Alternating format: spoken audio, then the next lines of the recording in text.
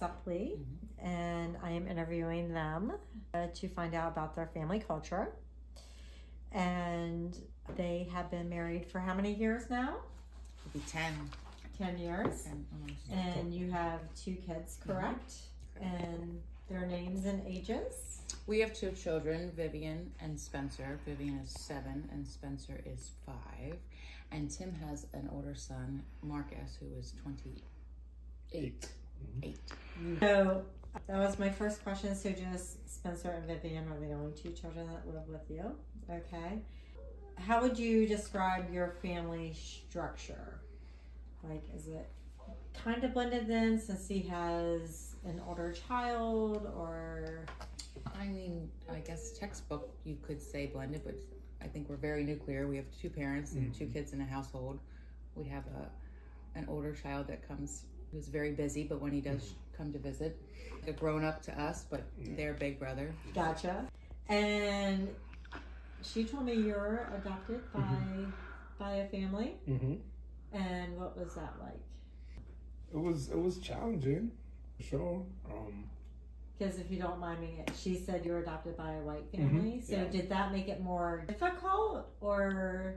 Once I came to know that you don't look like me. How old were you when I realized that? No, when they adopted you. I was a baby. You grew up knowing them as your parents. Okay. Did people make things more difficult or kind of challenge you on that, being with a white family? People ask me, what do you mean? Like, you have to break that down. What do you mean?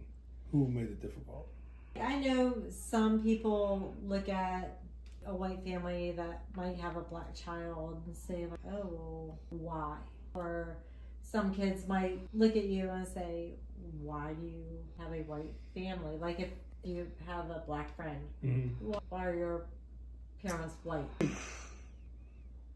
just seemed, I don't want to say normal, but it just, I guess it wasn't a big deal. It wasn't a big deal to like the friends aspect. Oh, that's awesome though. That's great. Yeah, then, but there were so many of us. So it wasn't just like me and just so, there was 10 of us. 10 So parents. I have a big family. Oh my goodness. 10 adopted. So there was more black than white in the house. You know what I mean? So yeah. You left that part out. Yeah, so his parents have 3 biological children. 3 biological and then kids, 10 adopted 10, black children of various ages. That being said, with you growing up with parents like that and with a family like that, I think that taught you in a good way of how to be a parent, of your parenting skills with your own. Do you raise your kids the way, kind of like with the same values as your parents did with you? Maybe some, maybe very little, some. Because, I mean, it's different. Times have changed. Times have changed, and then it's only 2 compared to, right, the whole army. So it's definitely it's different. I would say different. But I mean, you try to structure how they were. You know what I mean? As being parents of a large crew, that is, you know what I mean. So I do, but not everything. You know what I'm saying? So maybe half and half, maybe. Okay. With my own little twist. And what about you, Brenda? I think maybe with structure, I think your parents probably had to be structured to manage. My family is very structured. I try to instill in the things that I was raised like, or this is important in the house that I grew up in, and yet somehow meld that with things that may be different in his. I mean, even religion. I'm Catholic. He's Methodist. So we have one plane, but with 2 different ways to get there. So we try to combine differences other than just skin color. Right. Obviously, I have 2 brothers. I don't have any sisters. He has sisters. He has many. So there's lots of things to meld together in our experiences. What roles do each of you take? Or are you 2 just kind of cohesive, talk about like if Spencer or Vivi did something wrong at school, you 2 discuss and then talk to them about what their punishment would be if it deserved one of you? Maybe it's a first round, comes from me, and if it warrants the second round, so it, I'm the one taking them to school and the one picking them up. If there's a first round of defense, then it would be me to attack. But if it requires two, I mean, it's discussed after the fact, but it's handled. And then, so we each kind of have, like, if we're both, at home, I usually put Vivian to bed and he puts Spencer to bed. And that's when, like, these separate conversations happen. Like, we've been like, this is what Spencer did today. So then he has that time with him to discuss, this is why you're in trouble, this is why your mom said this, or both. And the same with, me and Vivian, because we kind of just go on these separate tracks. I probably handle the first, and then he comes through with the second if need be. Am I harder? Yes. With, like, the holidays and everything, how do you handle that, having two different religions in the household? Well, we tend to follow my schedule. Or, so my kids are, being raised in the Catholic Church, and if there was an objection, it was held. We're treading that path. I mean, I think when they start to question differences in religions, then, a subject could be discussed, but it just kind of goes that direction. Celebrate, the normal holidays, like the Christmas and the Easter and Thanksgiving and all that together then with no conflict. The conflict would be scheduling with such a big family. I have two brothers and just my parents, but neither of us have grandparents left, so we don't have to. But he has such a big family. Are there any Pacific traditions that you do, family? Traditions. Yeah. You do Easter baskets. I never did Easter baskets. My parents really like to be involved. So, like, his parents, we're the last round of grandchildren. He was the first and the last. I am the first with my parents. So they're, like, in everything. You asked about the mood. Atmosphere in the home. I would like to think we provide that they're happy. We may not be all the time, but I think we put a good show on for them. If there's something stressing us out or it's going to snow and that's going to jack everything up, I think maybe we try to hide that so that they're happy about it and we're not going, oh, we need snow. I think they have an overall happy, healthy home. We may hide all the other crap behind the scenes. What brings the most joy into your home? Like, is it maybe just eating dinner together, or if you're snuggling on the couch, or just hearing your kids laugh? What do you think brings the most joy? I would say them. Like, and they're both individual things. Like, he's the snuggler. He likes to snuggle. She's plays the piano. So when she's actually doing it well and she's happy. Just when they're happy, I think. And their happiness is different. Like, Spencer's happy doing this. She's really happy doing this. I've always said the best part of my day, and it can be read very wrong, is when I used to drop them off at Sunshine. Like, because they were so excited to see their friends. Like, their faces would light up and they're like, "You're excited about getting rid of your kids?" I'm like, "Yes." Because I can see their faces. Spencer smile. And then when I pick them up and they come barreling at you, now they're excited to see, like, those two moments when they're leaving me and they're so excited to see their friends. And then when they're so excited to see me again. It was like those two moments. Now, what goes on in between? But you just oh, James, oh, so-and-so, oh, Joey, whatever. They're just super excited. And then, boom. And still, they come barreling at me. Yeah, super excited. Those are the two best parts of my day. He's so empathetic. Like, we were, they were both sick, and, Tim's been sneezing and coughing. So I said the other day, I didn't feel good. I just wanted to, oh, good. So he comes over and puts a blanket on me, and then he put his hand on my head, and my sweet boy. And then he did something different, and I was like, oh, there he is. There's the other side of my boy. Everyone's like, oh, you don't feel good? Well, can you get up and do all these things? No. They're very good kids. We do have good kids. Yeah. And I can see that.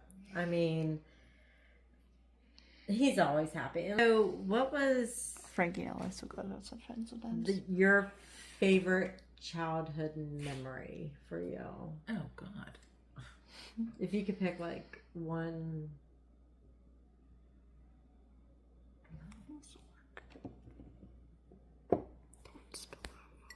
favorite childhood memory.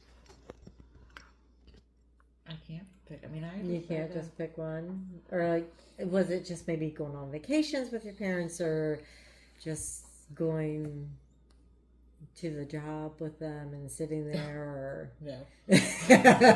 Like, I mean, no. I mean, my grandparents had a pool. We were always in the water at my grandparents.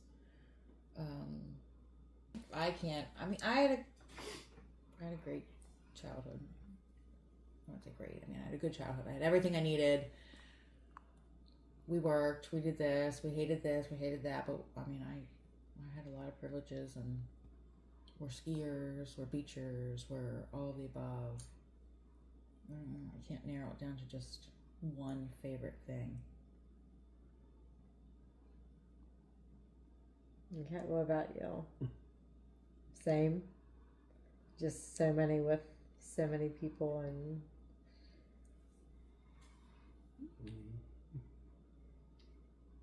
I don't know. Okay. I don't know. I can't, yeah, I don't. How many people can actually answer that question? I was somewhat blacked out too from my childhood. I told you I could write a book about it. I mean... Oh my God. What's your favorite memory of your kids so far? See who actually answers these with a distinct answer. and it was hard, so I'm thinking of memories. Or do you have a favorite trip that you guys took so far? Or... I mean, to the beach, but that's common. So have they ever been skiing before instead of skiers? We have, yes. We went last year for the first time, and it was cold. I could see Spencer snowboarding someday. Yeah. I just doesn't like it. We went once. My brother went with us once. This year so far. Oh. This year so far we went once, and she's doing. Again, he's 5, but I was that age. I mean, I was little.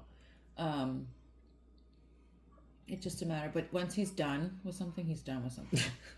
And then it was like too hot, so the gloves would come on. Oh my god, buddy, I want to kill you. Wow, favorite memory of just them. I don't know. I mean, would it be the beach? Would something? My parents have a house in Jersey, so we're there, pretty much every weekend, every other weekend if we can, and they love the water. They love the rides. They love the games and beach. I have 2 images and I'm not sure they're my favorite, but I have 2 pictures somewhere of Tim throwing them in the air, and I was able to catch their faces when they were, and so you can see that they've left his hands, and their faces are like pure joy, just pure, huge smiles, and because they're also flying in the air, so they're kind of like, but just those are 2 images of them. I think watching Spence with her, because he follows her around. They're best friends. Like a puppy. And he just adores her. What's the biggest challenge as a family that you have? Is it just like the work and family life? I know you said that was... I would say right now that's probably the bigger issue, is always the work and the family life.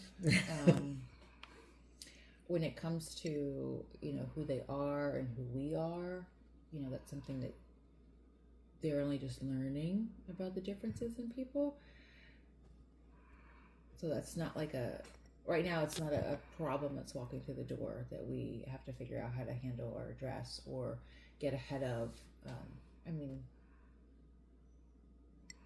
We were talking about prettiness yesterday, and somebody said she wasn't pretty, and so we're 7, right? I know she's a beautiful little girl. I know she is. She absolutely is. There's another friend of ours that there's somebody's bullying a bunch of girls, and he's been in trouble several times. I'm like, they're 7, and they're standing in front of the mirror every morning now, going, is this gonna make me look cool? I'm like, it's too young. It's too young to say, am I gonna look cool? Am I gonna be pretty? Is so and so gonna think I'm pretty if I don't have this whatever on? And so that's not quite at our doorstep yet. I think our biggest, maybe I'm just speaking for myself, is just the work balance, because it doesn't seem like the rest of the outside world, these big problems are presenting themselves just yet. And they're going to, regardless of what the situation is, they're going to be, somebody doesn't like me for some reason, or somebody doesn't like this, or won't put me on their team, or whatever. They just aren't hitting our doorstep quite yet. So going into my next question, is that one of the biggest things you struggle with as a parent, like having to work and having work on your mind, but trying to find the balance to focus on your kids? For me, yeah, absolutely. Yeah. Because I know when they're younger. Yeah. Older, no. That's kind of how it is. That's how it is. When you're younger, you want to spend the most, But when yeah, I mean, I like age 10, 11, 12, once they don't need mom, dad anymore. It's dad. Did you get any more, whatever, juice or something? No.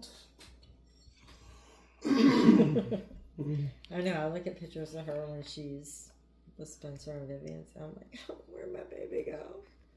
And like her sweet little smiles. I'm like, oh, I miss that. And I miss like her snuggles. And I still hug you. I know it's not the same though. The little snuggles.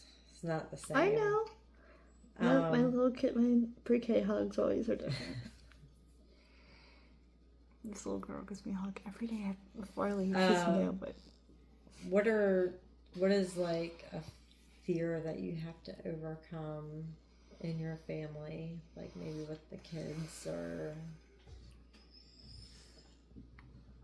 with yourself?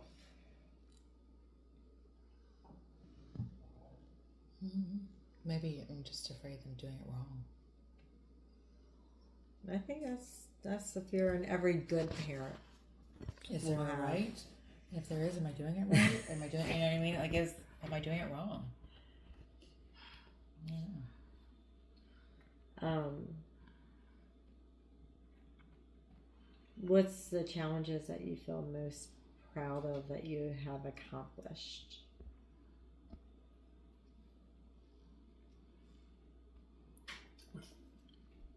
What do you mean with them?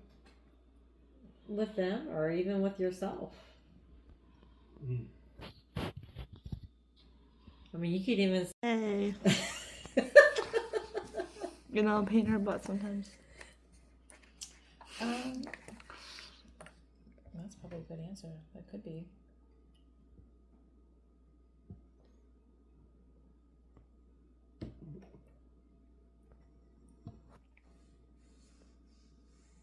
I don't know an answer for that one. Okay.